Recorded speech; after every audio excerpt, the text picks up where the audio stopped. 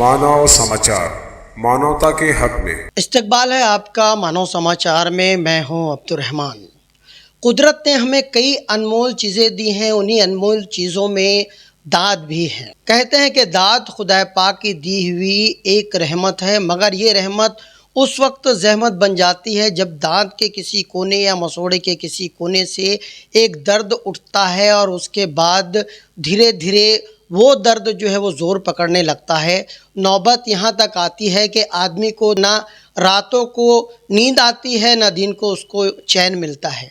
ऐसे वक्त में बैक वक्त पूरे चेहरे में हिस्सी आज़ा से उठने वाले दर्द जो है एक साथ उठते हैं, एक साथ तकलीफ़ देते हैं और आदमी धीरे धीरे एक संगीन हालत में मुब्तला हो जाता है।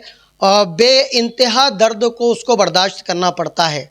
ऐसे वक्त में सही वक्त पर सही डॉक्टर से इलाज ना करवाया जाए तो उस वक्त ये दर्द जो है बहुत हद तक जानलेवा साबित होने लगता है। मार्वल हॉस्पिटल एक ऐसी जगह है जहां पर आपको दांतों के जुमला बीमारियों से ना सिर्फ निजात मिलती है बल्कि गर्दन के ऊपर के बहुत सारे आज़ा के मुख्तलिफ बीमारियों से भी आपको यहाँ पर निजात मिल सकती है। इस वक्त मैं यहाँ पर मौजूद हूँ। मेरे साथ मालेगांव शहर के अव्वलीन मैक्सिलोफेशियल सर्जन जनाब डॉक्टर मोहम्मद फ़ारूक साहब मौजूद हैं, जो तिब्बी फील्ड में महारत रखते हैं। इन तमाम बीमारियों में एक ख़ास उनको महारत हासिल है। यही वजह है कि मालेगांव शहर का एक बड़ा तबका उन पर भरोसा करता है और उनसे इलाज करवाना पसंद करता है। आज उनसे इसी बारे में हम मालूमात लेंगे, जनाब से पूछेंगे कुछ उनके बारे में, कुछ मुख्तलिफ़ बीमारियों के बारे में और उनके यहाँ मार्वल हॉस्पिटल में दी जाने वाली तमाम जो तिब्बी सहूलियात हैं, उन तमाम चीज़ों के बारे में आज हम यहाँ पर उनसे डिस्कस करने आए हैं। आपको बता दें कि ये प्रोग्राम मानव समाचार का जो ख़ास प्रोग्राम है, तंदुरुस्ती हज़ार नेमत है और तंदुरुस्ती जब तक आपके दांत तंदुरुस्त नहीं होंगे तब तक जो है आपके दीगर अज़ा जो है वो तंदुरुस्त नहीं हो सकते। तो मुलाकात करते हैं डॉक्टर मोहम्मद फ़ारूक साहब से, जो BDS हैं, MDS हैं और इसी फील्ड में कई डिग्रियां जो है जनाब वाला रखते हैं। उन्हीं से मुलाकात करते हैं। डॉक्टर साहब, सबसे पहले इस्तकबाल है आपका मानव समाचार में। बहुत बहुत शुक्रिया।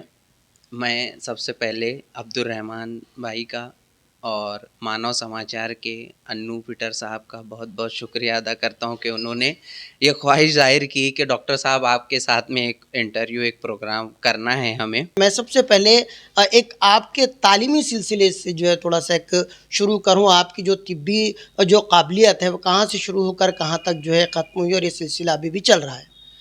देखिए, जो बचपन से लेके KG से लेके मेरी चौथी तक की तालीम है वो Iram pre primary high school में हुई है। उसके बाद से मैं एटेटी हाई स्कूल में आ गया और 5वीं से लेके 12वीं तक के मैं एटेटी हाई स्कूल में अपनी तालीम हासिल किया। उसके बाद में CT का एग्ज़ाम देने के बाद मेरा एडमिशन BDS के लिए धुलिया कॉलेज में ACPM dental college Jawahar medical foundation के तहत जो चलता है उस इदारे में मेरा एडमिशन हुआ। BDS कंप्लीट होने के बाद में अल्हम्दुलिल्लाह मुझे ओरल एंड मैक्सिलोफेशियल सर्जरी में MDS भी उसी कॉलेज के अंदर मिल गया। तो ये मेरा तालीमी सफ़र है। इस दौरान जो है मेरी कई सारी ट्रेनिंग हुई है। मेरी कैंसर के अंदर ट्रेनिंग हुई है, जो कि सूरत में भरत कैंसर करके एक बहुत बड़ा इंस्टीट्यूट है, वहाँ पर मेरी कैंसर की पूरी ओरल कैंसर जो है, मुंह के कैंसर का, गले का कैंसर जो है, उसकी ट्रेनिंग भरत कैंसर सूरत में हुई है। उसके अलावा क्लेफ लिप क्लेफ पैलेट जो बचपन में का तालू कटा फटा होता है, उसकी ट्रेनिंग मेरी हैदराबाद में हुई है। उसके अलावा इमरजेंसी जो पेशेंट्स रहते हैं, इमरजेंसी के एक्सीडेंट के बाद में तुरंत जो इमरजेंसी वगैरह रहती है, उसकी ट्रेनिंग मेरी सायन हॉस्पिटल मुंबई में हुई है। तो ये सारी तालीमी सिलसिला मेरा रहा है अब तक का। उसके बाद मैं 2019 में मालेगांव में अपनी खुद की प्रैक्टिस स्टार्ट किया हूँ और पहले एक छोटा सा हॉस्पिटल था मेरा। उसके बाद में अभी अल्हम्दुलिल्लाह एक बड़ा हॉस्पिटल चालू हुआ है, जिसके अंदर तमाम तर सहूलियात, ICU की सहूलियात है और OT वगैरह है। इमरजेंसी के लिए हमारे पास कैजुअल्टी है, वेंटिलेटर्स वगैरह है, सारे इक्विपमेंट्स है, प्राइवेट रूम्स है वार्ड है। तो ये सारी सहूलियात यहाँ पे मार्वल हॉस्पिटल के अंदर मुहैया है फ़िलहाल। जी, अगर हम बात करें मुख्तलिफ़ बीमारियों की, तो थोड़ा-सा उस बारे में मैं जानना चाहूँगा कि हमारे यहाँ से मार्वल हॉस्पिटल से किन-किन बीमारियों का जो है इलाज होता है?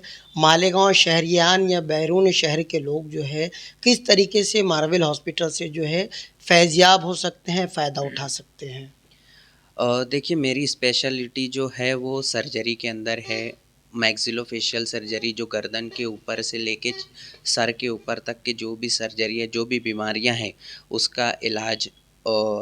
सबसे पहले तो दांतों के ताल्लुक से जो है, दांतों का तमाम काम, सीमेंट भरने से लेके दांत निकालना, अक्कल दाढ़ की सर्जरी जो अ, इसके लिए जो है पहले लोगों को बाहर जाना पड़ता था, बाहर जाके ऑपरेशन के ज़रिए वो निकलवाना पड़ता था, या बाहर से कोई डॉक्टर आके निकालता था। तो ये सारी चीज़ें यहाँ पे अल्हम्दुलिल्लाह अवेलेबल हो गई है। उसके अलावा जबड़े का फ्रैक्चर है, एक्सीडेंट में जो जबड़ा फ्रैक्चर हो जाता है, जबड़ा टूट जाता है, उसका इलाज है। उसके अलावा जबड़े में मुख्तलिफ़ किस्म की गांठ हो जाती है, कैंसर का इलाज है, मुंह के कैंसर का ऑपरेशन है। उसके अलावा म्यूकरमाइकोसिस, फंगल इन्फेक्शन जो है, अभी कोविड के बाद में बहुत ज़्यादा तेज़ी से ये फैला था, जो जबड़ा जिसके अंदर ब्लैक फंगस जिसको कहते हैं, वो उसके अंदर पूरा जबड़ा जो है ख़राब हो जाता है, उसको निकाल के उसको वापस से लगाना है।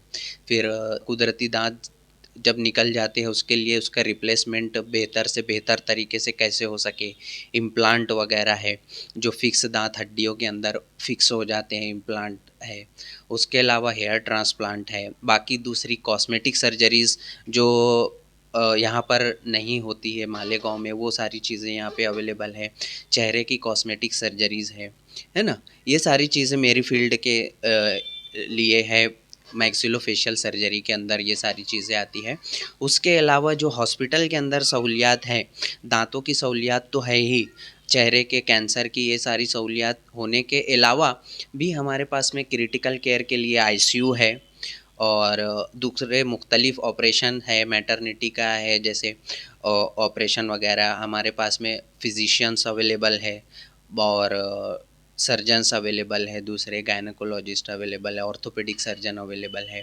तो वो सारी चीज़ें भी यहाँ पर, दांतों के अलावा भी ये सारी चीज़ें ये हॉस्पिटल के अंदर मौजूद है। मतलब एक मल्टी स्पेशलिटी हॉस्पिटल जैसा हम लोग इसको रन कर रहे हैं, जहाँ पे आपको दांतों की, चेहरे की ये सारी सहूलियात तो मिले भी, लेकिन उसके साथ में जो दूसरी बीमारियां लगी हुई होती है पेशेंट के साथ में, जिसको आईसीयू सपोर्ट लगे, तो उसके लिए हम लोग ने ये ऐसा सेटअप बनाया है कि पेशेंट को कहीं दूसरी जगह जाना ना पड़े, उसका एक ही छत के नीचे पूरा काम हो जाए, उसके जो दूसरी बीमारियां हैं उसका भी इलाज हो जाए, दो दांतों के ताल्लुक से जो बीमारियां हैं उसका भी इलाज हो जाए। अच्छा, तो मैं आपसे ये जानना चाहूँगा कि ख़ास तौर से एक जो आपकी एक स्पेशलिटी है जिसके लिए इंडिया बुक ऑफ रिकॉर्ड्स में जो है आपका नाम दर्ज हुआ और उन्होंने आपको ना सिर्फ सर्टिफिकेट दिया बल्कि मेडल से भी नवाजा। उमूमन ये देखा जाता है कि जो अक्कल दाढ़ है, विज़डम टूथ, उसको निकालने के लिए कम से कम 20 से 25 एमएम का जो है मरीज़ों का जो मुंह है वो खोला जाता है, मगर आपने ये कमाल किया कि सिर्फ 10 एमएम जो है वो पेशेंट जो है मुंह खोल पाता था। उसमें आपने अपने आप को चैलेंज लेते हुए उस दाढ़ को निकाला, इस तरह का रिकॉर्ड बनाया। थोड़ा सा इस बारे में आपसे जानना चाहेंगे कि ये चैलेंज किस तरीके से आपने कबूल किया, कितना आसान या कितना मुश्किल था आपके लिए? देखिए ये 2020 की बात है, जब मुझे इंडिया बुक ऑफ रिकॉर्ड के अंदर मेरा नाम दर्ज हुआ। अल्हम्दुलिल्लाह ये चीज़ें जो है वो सर्जन की स्किल के ऊपर डिपेंड करती है कि आप कितना स्किल्ड सर्जन है, उस हिसाब से वो चीज़ें मैनेज करना पड़ता है। ये जो 10 एमएम है या उससे कम मुंह खुलने वाले पेशेंट्स है, बहुत सारे पेशेंट्स हमारे यहाँ पे गुटखा तंबाकू खाते हैं जिसका मुंह कम खुलता है, और उसके अंदर भी अक्कल दाढ़ बोले तो सबसे पीछे दांत रहती है, वहाँ तक जाना और वहाँ को उसको निकालना, वो भी बिना ऑपरेशन के निकालना, ये बहुत ही मुश्किल काम है। तो अल्हम्दुलिल्लाह अल्लाह ताला ने इतनी सलाहियत मुझे दी कि मैं वो कार कर पाया। तो उसके लिए हम लोग ने उसको एक पूरा वीडियोग्राफी वगैरह बना के इंडिया बुक ऑफ रिकॉर्ड के अंदर हम लोगों ने उसको पेश किया था कि ये रिकॉर्ड हो सकता है क्या। तो उन्होंने कुछ क्रॉस क्वेश्चनिंग करके उनका पूरा जो प्रोसेस होता है क्रॉस क्वेश्चनिंग का, पेशेंट से डिस्कस करने का, पूरा डाटा लेके फिर हमें वो सर्टिफिकेट से नवाजा। ये बहुत बड़ा अल्लाह का करम है। अच्छा, कई एक चैलेंजेस यहाँ पर इस हॉस्पिटल में आए और आपने जो है अल्हम्दुलिल्लाह बहुत अच्छी तरीके से अपनी पूरी जो तिब्बी सलाहियत है उसका इस्तेमाल करते हुए आपने उस केस को डील किया। मैं बात करूँ, एक 85 साल की एक ज़ईफ़ा थी, शायद कि कुछ कैंसर वगैरह का उनका जो है वो था। इस उम्र में जो है डॉक्टर्स जो है ऑपरेशन का जो है मशवरा नहीं देते, मगर उस 85 ईयर्स की 85 साल की ज़ईफ़ा का आपने जो है बाकायदा ऑपरेशन किया। थोड़ा उस बारे में मैं जानना चाहूँगा। देखिए, एक लेडीज़ पेशेंट थी कैंसर की, जिसका कैंसर 4th स्टेज में था और पूरा गाल जो है उसका कैंसर की वजह से, पान खाने की उसकी आदत थी, पान और सुपारी, तो उसकी वजह से उसको कैंसर हुआ था। और उम्र इतनी ज़्यादा थी, 85 साल थी। तो नासिक से, मुंबई से वो पेशेंट वापस आ गया था कि वो लोग ऑपरेशन करने मना कर दिए थे कि इनका ऑपरेशन नहीं हो सकता, जब तक है वो इनकी खिदमत करो और घर लेके जाओ। तो वो पेशेंट कहीं से मेरे पास में आया। हम लोगों ने सारी रिस्क जो है कि उसके अंदर उम्र इतनी ज़्यादा है, बाकी और भी चीज़ें है, और कैंसर का ऑपरेशन जैसे बेहोश करके करना होता है, बेहोश करने में रिस्क ज़्यादा होता है। प्लस ये कि उनको उम्र ज़्यादा होने की वजह से रिस्क और ज़्यादा है। उसके बाद में कैंसर का ऑपरेशन जो है बड़ा लंबा चलता है। तो ये सारी चीज़ें पेशेंट के रिलेटिव्स को एक्सप्लेन करने के बाद में हमने एक डिसीजन लिया। वो लोग तैयार थे ऑपरेशन कराने के लिए कि अल्लाह के ऊपर भरोसा करके हम लोग ने वो ऑपरेशन किया। और अल्हम्दुलिल्लाह हम लोग को भी एक्सपेक्टेड नहीं था कि इतना अच्छा रिज़ल्ट मिलेगा उस चीज़ का, क्योंकि हम लोग देखते हैं कि कैंसर के अंदर जवान पेशेंट का जब हम लोग ऑपरेशन करते हैं उसको वो दोबारा होता है, कैंसर दोबारा भी हो जाता है। उसके बाद में लाइफ स्पैन जो है बहुत कम रहता है कैंसर के पेशेंट्स का। लेकिन अल्हम्दुलिल्लाह अल्लाह का करना ऐसा हुआ कि वो पेशेंट को अभी समझ लो 1.5 से 2 साल होने को आया है, लेकिन वो अल्हम्दुलिल्लाह एकदम अच्छे है।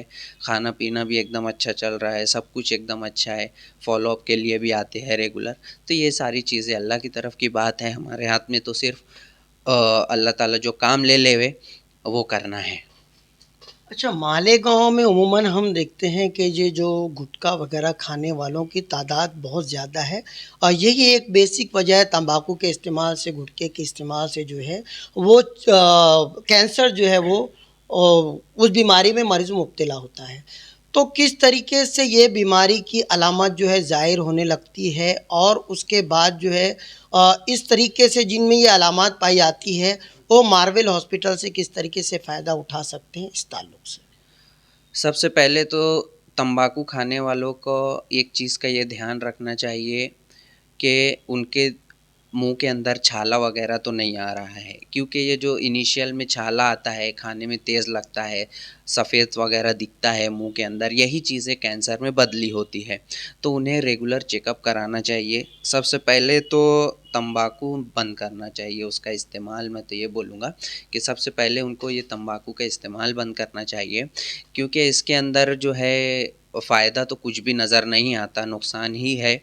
और बहुत कम उम्र के बच्चे जो है अब कैंसर के अंदर मुब्तला हो जा रहे हैं। हम लोग पहले जो है देखते थे कि हमारे पास में कैंसर के मरीज़ जो है महीने में 2 से 3 आते थे, लेकिन अब ये तादाद बढ़ के हफ़्ते में 5 से 6 मरीज़ हम लोग नए पेशेंट देखते हैं कैंसर के, कि जिनका कैंसर अभी-अभी चालू हुआ है। दूसरी चीज़, जब उनको पता चलता है कि ये कैंसर है, तो वो लोग हकीमों का चक्कर और होम्योपैथिक और ये वैद्य का ट्रीटमेंट के पीछे लगते हैं, जहाँ पे उनको कुछ रिज़ल्ट मिलता नहीं है, पूरी चीज़ें बढ़ जाती है, पूरी बॉडी के अंदर फैल जाता है। तो फिर उस हालत में ना तो ऑपरेशन होता है, ना तो और भी कोई ट्रीटमेंट होता है। तो मेरा बोलना ये है कि अगर आपको ऐसा कुछ लग रहा है तो आप सही डॉक्टर के पास जाकर उसका प्रॉपर इलाज जो है, डॉक्टर जो बताता है वो इलाज कराओ, ना कि आप दूसरे किसी के बोलने में आप किसी हकीम के पास जाके ट्रीटमेंट करा रहे हो, किसी वैद्य के पास जो अनसर्टिफाइड है उसकी दवा ले रहे हो, और बाद में जब पूरा कुछ होता नहीं है, पूरा बढ़ जाता है, तो फिर आप आते हो कि डॉक्टर साहब आप ऑपरेशन कर दो। तो ये चीज़ें मुमकिन नहीं होती है उस टाइम पर। अच्छा, ये तो थी कैंसर के ताल्लुक से। और गुटखा जो खाते हैं, उमूमन गुटखा खाने वालों का जो मुंह है वो बहुत कम जो है वो खुलता है। तो ऐसे लोगों का क्या हमारे यहाँ मार्वल हॉस्पिटल में एक माकूल इलाज होता है ताकि उनका जो कम खुलने वाला मुंह है वो ज़्यादा से ज़्यादा ओपन हो जाए? इस तरह का कोई ट्रीटमेंट यहाँ पर? जी देखिए, जो गुटखा खाने की वजह से है सिर्फ कैंसर होता है ऐसा नहीं है, और भी बहुत सारी बीमारियां उसकी वजह से होती है। जैसे एक है, उसके अंदर मुंह कम खुलता है, उसको ओरल सबम्यूकस फाइब्रोसिस बोलते हैं, जिसके अंदर ये गाल आपके जो है वो पूरे कड़क हो जाते हैं, खाने में तेज़ लगता है, मुंह पूरा खुल नहीं पाता है, जिसकी वजह से खाना बराबर से नहीं खाने की वजह से सेहत पे भी बहुत बुरा असर पड़ता है। तो ऐसे लोगों के लिए ट्रीटमेंट दोनों तरीके से है। एक ऑपरेशन का भी है एक हल, दूसरा जो है मेडिसिन से और इंजेक्शन से भी उसका इलाज होता है। इसके अंदर ग्रेड होते हैं, ग्रेड 1, 2, 3, 4। जो ग्रेड 1 और ग्रेड 2 के पेशेंट्स हैं उनको मेडिसिन और इंजेक्शन से उनका मुंह खुलने लगता है बराबर से, उसमें इम्प्रूवमेंट आता है। लेकिन जो ग्रेड 3 और ग्रेड 4 का केस जो ज़्यादा कम खुलने लगता है, उसका ऑपरेशन के ज़रिए इलाज मुमकिन है, बशर्ते ये है कि वो ऑपरेशन कराने के लिए तैयार हो। अच्छा। बहुत सारे एक्सीडेंट के जो केसेस आते हैं जिसमें चेहरा जो है ख़ास तौर से डैमेज हो जाता है, या फिर कुछ जो है वो पैदाइशी कुछ लोगों के गाल या तालू कटे फटे होते हैं। तो किस तरीके से यहाँ पर आपसे और मार्वल हॉस्पिटल से जो है फैज़याब हो सकते हैं? देखिए, जो रोड एक्सीडेंट है उसके अंदर जबड़े का फ्रैक्चर है, और समझ लो ये माथे की हड्डी का फ्रैक्चर है, यहाँ पे ज़ाइगोमेटिक बोन बोलते हैं उसका फ्रैक्चर है। ये सारी चीज़ें जो है ऑपरेशन करके ठीक की जा सकती है। इसके अंदर जो है ऑपरेशन लगता है। कुछ ऐसी चीज़ें भी होती है जिसको बिना ऑपरेशन के भी ठीक हो जाता है। वो कुछ बारीक-बारीक हड्डियों का जो फ्रैक्चर होता है वो खुद ब खुद भी ठीक होने जैसा लगता है, लेकिन कुछ चीज़ें ऐसी रहती है जिसका ऑपरेशन करना पड़ता है। ठीक है? वो सारी चीज़ें यहाँ पे मार्वल हॉस्पिटल में हो जाती है। बाकी जो बचपन में पैदाइशी तालू कटे-फटे होते हैं उसका भी प्लास्टिक सर्जरी के ज़रिए उसका भी ऑपरेशन हो जाता है। और दूसरी चीज़ ये है, जैसे आपको पहले हुआ है एक्सीडेंट, बाद में कुछ निशानात वग़ैरह रह गए हैं चेहरे पर जो अच्छे नहीं दिखते हैं, तो वो भी बराबर हो जाते हैं प्लास्टिक सर्जरी के ज़रिए। अच्छा, अमूमन जो एक नया ट्रेंड चला है, हाथों पे बॉडी के दीगर मकामात पर जो है एक टैटू बनाया जाता है। अगर हम शरई एतबार से देखा जाए तो वो चीज़ें जो हैं मना की गई है, उसको नहीं बनवाना चाहिए। अगर किसी ने बनवा लिया तो क्या हमारे यहाँ पर ऐसा कोई तरीक़ा इलाज है जिससे वो जो है चेहरे से या बदन के हिस्सों से उस टैटूज़ को हटाया जा सकता है? देखिए, आम तौर से नौजवान जो है बाहर घूमने के लिए जाते हैं और दोस्तों के बोलने पे वो लोग टैटू वगैरह बनवा लेते हैं। जब घर पे आते हैं तो घर पे बहुत ज़्यादा डाँट वगैरह पड़ती है उनको, और बाद में उनको समझ में आता है कि ये चीज़ नहीं करवानी चाहिए थी। वापस से फिर वो उसके पास जाते हैं, वो बोलते हैं ये तो परमानेंट है, इसको वो निकलेगा नहीं। तो ऐसे लोगों के लिए हमारे पास में लेज़र है, जो लेज़र के ज़रिए जो है वो टैटू हमारा निकाल देते हैं। वो निकल जाता है, उसके लिए फ़िक्र करने की ज़रूरत नहीं है आपको। आप यहाँ पे मार्वल हॉस्पिटल में आएँगे तो वो चीज़ें हो जाएगी इंशाल्लाह। अच्छा, हेयर ट्रांसप्लांट भी क्या हमारे यहाँ पर होता है? अमूमन जिन लोगों के बाल गिर जाते हैं या झड़ जाते हैं, तो ऐसे लोगों के लिए भी हमारे यहाँ पे क्या हेयर ट्रांसप्लांट की जो है वो सुविधा उपलब्ध है? जी हाँ, हेयर का जो है पूरा ट्रीटमेंट मेडिसिनल ट्रीटमेंट है, पीआरपी है, दवा गोली के ज़रिए जो किसी का बाल झड़ता है, क्या सब सब लोगों को हेयर ट्रांसप्लांट की ज़रूरत नहीं होती है। कुछ केसेस जो जैसे ज़्यादा हेयर लॉस है, जहाँ पे बाल आने की संभावना नहीं रहती है, उसी केसेस में हेयर ट्रांसप्लांट लगता है। बाकी जो चीज़ें हैं वो सही दवा गोली से और कुछ ऑयल मेडिसिन शैम्पू वगैरह की से वो चीज़ें कवर हो जाती है। तो वो सारी चीज़ें भी यहाँ पर होती है। अच्छा, मैं आपकी फ़ील्ड से बात करूँ डेंटल फ़ील्ड से, तो कुछ ऑपरेशन के लिए लगने वाले जो लवाजमात हैं, कुछ ऐसे आले हैं, कुछ ऐसे इंस्ट्रूमेंट हैं, हमने सुना है कि कुछ वो खुद आपने जो है वो डिज़ाइन किए हैं, वो पेटेंट हैं, थोड़ा सा उस बारे में मैं जानना चाहूँगा। हाँ, देखिए ये बात सही है आपकी कि मेरे नाम से जो है 4 इंस्ट्रूमेंट पेटेंट है और जिसके अंदर जो है बहुत सारे लोग मुझसे सवाल करते हैं कि ये कैसे क्या। तो देखिए सर्जन जब एक ऑपरेशन करता है उसको क्या दिक्कत आती है और वो किस तरीके से उसको सॉल्व कर सकता है। तो इस यही चीज़ मैंने किया है कि जब ऑपरेशन के टाइम पे मुझे कुछ कहीं पे कमी लगी कि हाँ अपन इसको इस तरीके से भी कर सकते हैं और इसको जो है इसके अंदर अपन मैन पावर कम कर सकते हैं, एक इंस्ट्रूमेंट ऐसा बना सकते हैं जिससे ये काम भी हो ये काम भी हो, तो अपना सर्जरी आसानी से हो जाएगी। तो इसी चीज़ को ध्यान में रखते हुए मैंने जो आइडियाज़ मेरे दिमाग में आए उसको मैंने इंस्ट्रूमेंट की शक्ल दी है और उसको बाकायदा इंडियन पेटेंट एसोसिएशन की जो ये है उसके ज़रिए मैंने उसको पेटेंट किया है और अल्हम्दुलिल्लाह अभी 4 इंस्ट्रूमेंट मेरे पेटेंट है जो ऑलरेडी जो डॉक्टर्स जो हो जो ऑलरेडी मैं तो इस्तेमाल करता ही हूँ और वो चीज़ें जो है कंपनी में भी दी हुई है, तो वो जिस जैसी रिक्वायरमेंट रहती है डॉक्टर्स की उसके हिसाब से वो लोग उसको मैन्युफैक्चर करके लेते हैं उनसे। वाकई मालेगांव शहर के लिए बड़ी खुशनसीबी की बात है कि यहाँ से एक होनहार डॉक्टर न सिर्फ तिब्बी मैदान में वो जो है सरगर्म है, बल्कि तिब्बी मैदान में लगने वाले बहुत सारे ऐसे इंस्ट्रूमेंट हैं वो भी वो डिज़ाइन कर रहे हैं। ये अपने आप में एक बड़ी अनोखी बात है कि जहाँ आपको लगता है कुछ कमी है, वो कमी को पूरा करने के लिए आपने खुद उसको जो है डिज़ाइन किया है। कहते हैं कि पोत के पाँव जो है पालने में नज़र आते हैं। दौरान तालीम जब आप पीजी कर रहे थे उस वक्त तो जो है आपको एक अवार्ड से जो है वो नवाजा जाता है, best PG student of the year. उसके बाद कई आपको जो है और जो मेडिकल इंस्टीट्यूट है उन्होंने आपको अवार्ड से नवाजा है, जिनमें नेशनल और इंटरनेशनल दोनों ही संस्थाएं, दोनों ही इंस्टीट्यूट जो है वो शामिल है। थोड़ा सा इस बारे में हमें बताएं कि आपको किस किस तरह के एजाज़ात से जो है वो नवाजा गया। देखिए पीजी करने के टाइम पर ही मुझे ये सारी चीज़ें पता चली थी कि हम इस फील्ड के अंदर क्या क्या कर सकते हैं। तो मैंने जब वो चीज़ें शुरू की, मतलब पीजी लाइफ में ही मेरे पेटेंसी के जो इंस्ट्रूमेंट बनाने के, पेटेंसी करने के ये सारी जो सफ़र था ये शुरू हो गया था।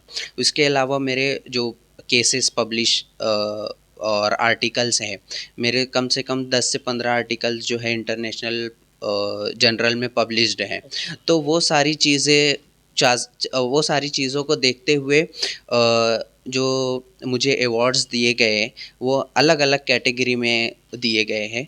पहला तो बेस्ट पीजी स्टूडेंट का अवार्ड दिया गया, फिर बाद में मुझे innovative dentist of the year का अवार्ड दिया गया, बडिंग डेंटिस्ट का अवार्ड दिया गया। तो ये सारे अवार्ड्स जो है ये जो मेरे पेटेंसी है, मेरे आर्टिकल्स हैं, उसी की बनिस्बत पे दिए गए हैं। तो ये थे जनाब डॉक्टर मोहम्मद अहमद मोहम्मद फ़ारूक साहब, मालेगांव शहर के बासलाहियत डॉक्टर, जिनसे हम अब तक गुफ्तगू कर रहे थे। बस आपसे यही कहना चाहूँगा कि डॉक्टर साहब ने जिन जिन चीज़ों को बताया है, जो जो सहूलियात मार्वेल हॉस्पिटल में दस्तयाब हैं, मुहैया हैं, उन सहूलियात से आप फ़ायदा उठाएँ। यकीन मानिए एक ही छत के नीचे आपको कई तरह की बीमारियों से निजात मिलेगी। सही वक्त पर आपका सही इलाज होगा और आपका जो पैसा है वो सही मद में जो है जाएगा। यहाँ वहाँ भटकने के बजाय, पैसों का, वक्त का लॉस करने के बजाय और दुख और तकलीफ़ को उठाने के बजाय सीधे मार्वेल हॉस्पिटल में आइए, एक बार इनसे मुलाकात कीजिए। इत्मीनान बख्श तरीके से आपको ये जवाब देंगे और उसके बाद जो है फिर आप यहाँ से अपना इलाज करवाइए। उम्मीद करते हैं हमारा ये जो पार्ट है तंदुरुस्ती हज़ार नेमत है, ये एपिसोड जो है ये आपको बहुत पसंद आया होगा। मिलते हैं अगली बार किसी और शख्सियत के साथ आपकी सेहत के ताल्लुक़ से। तब तक देखते रहिए मानव समाचार, सबसे पहले सबसे तेज़, हमेशा सच के साथ।